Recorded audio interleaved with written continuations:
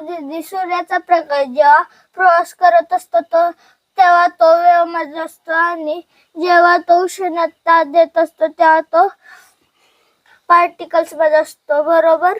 हो बरोबर. म्हणजे उजेड देणारा प्रकाश आणि उष्णता देणारा प्रकाश हे दोघं वेगवेगळे आहेत का? नाही रे, प्रकाश एकच असतो पण त्याचे स्वरूप वेगवेगळे असतात. म्हणजे मी सांगते, जो प्रकाश आपल्याला दिसतो तो विजिबल लाईट. त्याच्यात 7 रंग असतात ज्यामुळे आपलं हे जग आपल्याला रंगीबिरंगी दिसतं. आणि ज्याच्यामुळे आपल्याला उष्णता जाणवते तो इन्फ्रारेड लाईट म्हणजेच IR लाईट. तो आपल्याला डोळ्यांनी दिसत नाही पण त्याची उष्णता आपल्याला जाणवते. बरोबर दीदी? हो बरोबर आहे. प्रकाश एकच असतो, इलेक्ट्रोमॅग्नेटिक रेडिएशन. फरक फक्त एवढाच आहे की त्याची वेव्हलेंथ वेगळी असते. वेव्हलेंथ म्हणजे काय? हे आपण पुढच्या भागात पाहू. धन्यवाद.